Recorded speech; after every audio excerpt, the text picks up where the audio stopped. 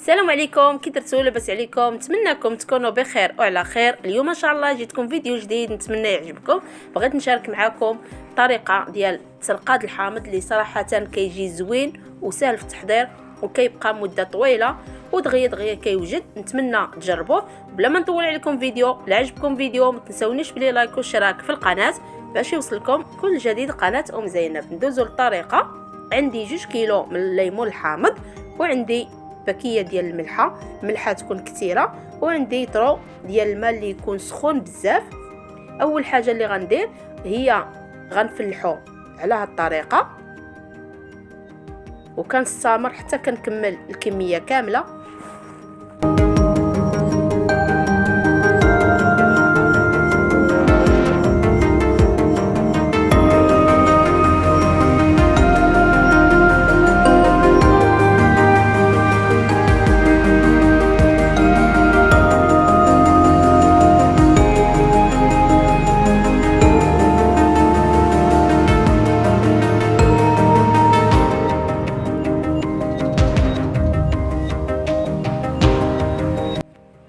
بعد ما كملت الكميه كامله كنعمر فيه الملحه من كل جوانب على هذه الطريقه.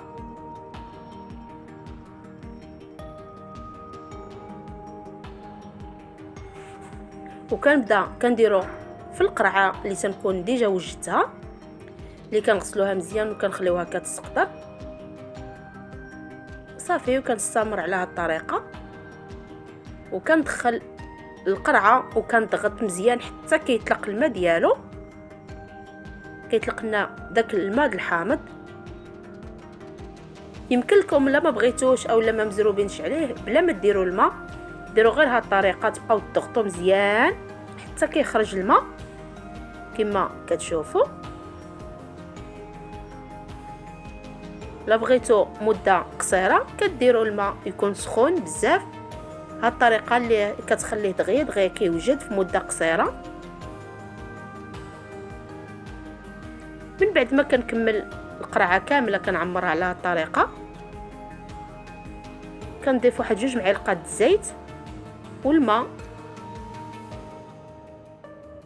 صافي، وكنسد عليه في واحد القرعه ونديرها في واحد البلاصه اللي تكون مظلمه، وكنخليه كيوجد حتى كيوجد على خاطره.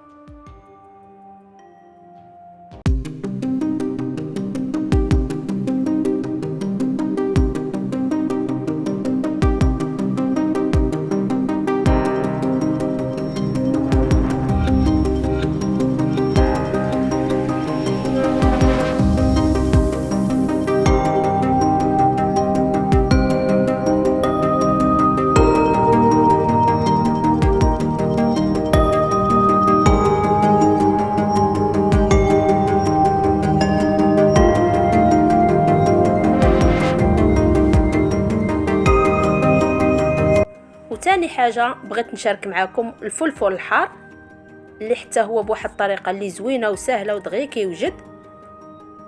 غير هذا كنرقدو بزيت المائده ماشي بالماء صافي. اول حاجه كنجيب الفلفل الحار كنفلحو على هذه الطريقه حتى كنكمل الكميه كامله. من بعد كنوضعها في واحد القرعه اللي تكون كتسد.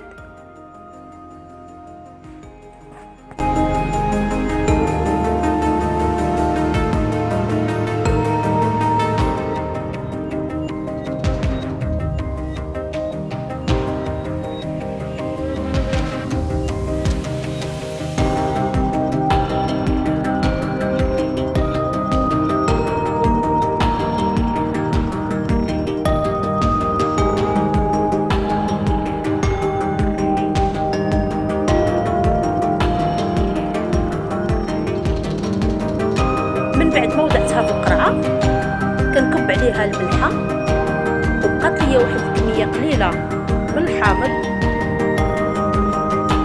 زدتها عليها. وهنايا كنكب زيت المائده.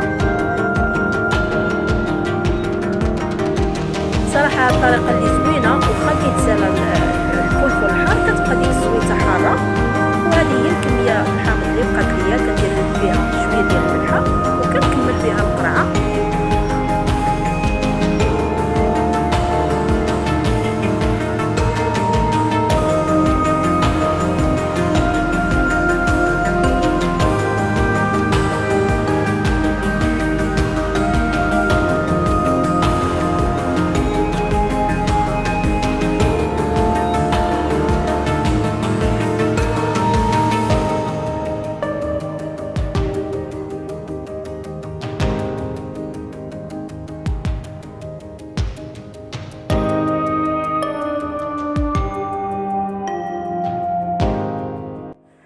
هذه هي الكميه كامله ديال الحرور والحامض. من بعد ما كنعمروا القرعه كنبقاو نقلبوا فيها بحال هذا الشكل باش كيتخلط لنا الكل، وصافي كنخليهم تكون في واحد البلاصه مظلمه وكنخليهم كيطيبوا على خاطرهم.